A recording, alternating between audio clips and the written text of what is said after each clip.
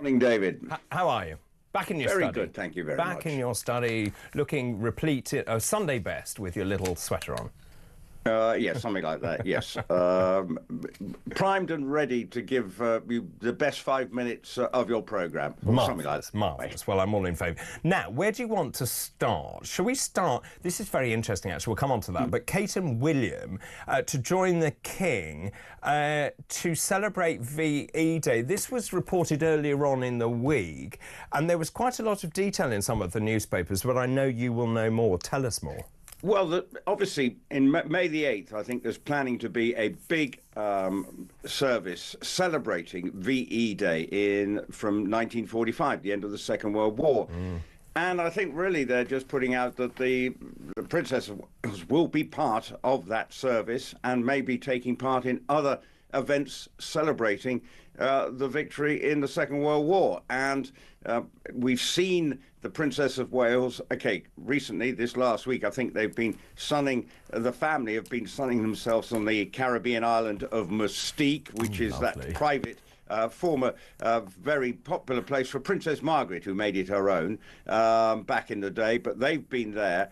So we will see her, we are seeing her more and more out on the road. We saw her recently in Wales. So this is all part of the fact that her life is getting back to something like near normal. I think it's still having to be managed. Like a lot of people who are recovering from cancer, you never quite know how you're going to feel from day to day. So I think it's all a good sign. But it's also, I know the Princess of Wales would be very keen to be part of whatever celebrations are taking place, including that service at Westminster Abbey. So expect to see more of her and to be a significant part of the celebrations to mark the day in 1945, 80 years ago. And what do we expect of the day? There was talk about a big procession, the King and the royal family on the balcony at Buckingham Palace. What more do you know?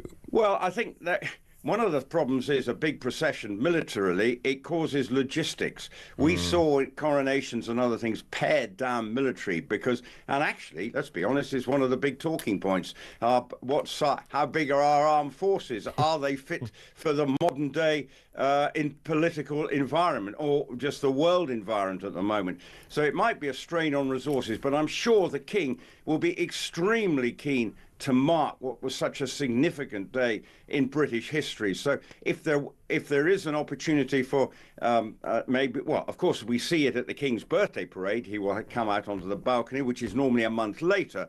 So whether that actually happens remains to be seen. But I'm sure there will be significant events to mark what, as I say, was such a landmark occasion and bring it into focus, because obviously with what's going on now, there is an opportunity to sort of highlight, well, what was the political and how did we end up in a situation where we ended up war? If you look at the lead up to the Second World War, Czechoslovakia, then we go into Poland, peace in our time. There's a lot of similarities to the sort of world environment as we speak, and maybe these celebrations will be a chance to focus people's minds on what can happen if things go a bit wrong. I think that's a brilliant point, actually, about appeasement, and of course the parallels are strikingly similar, aren't they, with what is going on today. Let's move on and talk about this, which is the front page of the Sunday Express. Australians won't ditch the monarchy. Well, yes, we saw the King and Queen were there last year and received with a great deal of affection.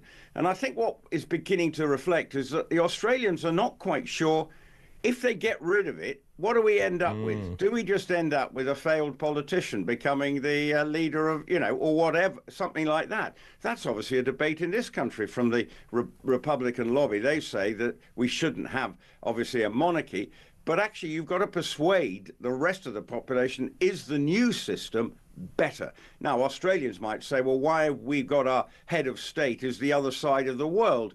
But if they can't work out what is better, then obviously stick to what you know. And given the reception that both the King and Queen had in Australia, suggests at the moment the Republican lobby is not winning its way. And obviously to suggest that actually the Prince and Princess of Wales, when he becomes king, will still be the head of state and it won't be something that will happen in the short term is actually quite revealing. Certainly Australians I've spoken to are quite happy with the status quo, but I do know that the royal family will always take the view, if the country decides they want to change, then they will not stand in their way. They have, they see that it's the country's right. But if while the monarchy is seen to be effective or have a role that Australians are comfortable with, then there probably will be no need to change. They probably feel that they may have more important things to resolve rather than who is head of state, which of course is only a figurehead, really. Yeah, it's fascinating though, because it looked at one point that Australia was in favour of ditching the monarchy, and of course that's gone into reverse. Shall we now talk about my favourite person, Meghan Markle? Yes, and I'm going to give you some phrases, and I know you love a... Right, this is because there was an Instagram post. I'm going to do a U and put my glasses on, That's David. because we're old, Rupert. Yeah, we're old, and I'm not retiring though. Okay. Oh no, good, excellent. Okay, I'm still going to keep on going. So I know you want to know the age. Well, keep working as long as you want, is what I say. Anyway, hey, and this is for you. And this is not a personal message to you, though, Right. David. No. I love you with all my butt. Oh, I would Rupert. say heart, but my butt is bigger. Right? This is a post that that is what Meghan, if you look at an Instagram post, a lot of people have messages on a kitchen board. Well, she's posted something with various pictures and sort of heartwarming or life-affirming statements, including, what was another one? Stay close to people who feel like sunshine. Right. Okay. Right. This is another one of her odes to life. Not to spoil the ending for you. Everything is going to be okay. These are some of Meghan's mantras on her kitchen board. It's a lot of psychobabble, basically. Oh, it's deep, Rupert. It's deep. It's deep, and this is where she's trying to prove that she's got a role in, and with obviously the lifestyle program coming out on March the 4th, just a week to go, can't wait for that, and which is delayed. And obviously she did launch her, As Ever, in no longer American Riviera Orchard, but her new brand name is As Ever. And in this Instagram post, she did say, well, we've had to really look at it. Well, actually, the reason they've had to re-look at it, they couldn't get the trademark.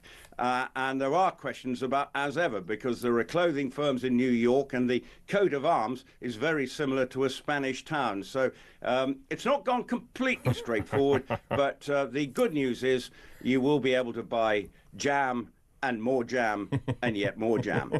Oh, well, I can't wait. And what amazingly deep comments she has made. Rupert, it's always good to talk to you. Thank you very much indeed. That's Rupert Bell, our royal correspondent there. The latest royal propaganda from the British media had once again placed Kate and William on a pedestal, portraying them as the perfect royals, while conveniently ignoring their history of laziness, scandals and PR stunts. The most recent fluff piece revolved around their VE Day appearance. The coverage hyped up the event as if William and Kate had personally contributed to ending World War II. However, the reality remained clear, the smokescreen was obvious. Kate's sudden public appearances conveniently followed months of mystery surrounding her health. The royal PR machine had gone into overdrive, attempting to convince the public that all was well. Yet when Meghan Markle took maternity leave, the media had relentlessly criticised her for not working enough. Meanwhile, Kate had vanished for an extended period, only to be celebrated for bravely recovering. The hypocrisy in the coverage was glaring. The media had also been spinning a narrative about the monarchy's standing in Australia. Certain royal reporters desperately tried to convince the public that Australia would never abandon the monarchy. However, the truth was that the Republican movement had been gaining strength, and King Charles was well aware of it. Instead of addressing the real concerns of Australians, the media continued pushing puff pieces, pretending that the monarchy remained universally beloved and relevant in modern times. Another predictable wave of Meghan criticism had surfaced, fueled by the usual suspects. Meghan's recent Instagram posts, which contained positive affirmations, had been unfairly scrutinized. If Kate had shared the exact same quotes, the media would have praised her for being inspirational. Instead, because Meghan had done it, the press dismissed her words as meaningless babble. The double standards had never been clearer. The British press had also taken issue with Meghan's new lifestyle brand as ever. Instead of recognizing her achievements as an entrepreneur, they had fixated on trademarks and mocked the brand's association with jam. The reality remained that Meghan was thriving, and her success had clearly rattled the royal establishment. While the monarchy struggled to maintain relevance, Meghan had been building an empire on her own terms. And that was precisely why her critics were so pressed. In the end, it remained undeniable. Harry and Meghan had continued living their best lives, making a real impact, while the royal institution clung to outdated traditions and PR-driven illusions. No amount of negative press could change that fact. Viewers were reminded to subscribe, hit the notification bell, and drop a super thanks to support independent media that spoke the truth. Until next time, the squad would keep supporting Harry and Meghan and exposing the lies.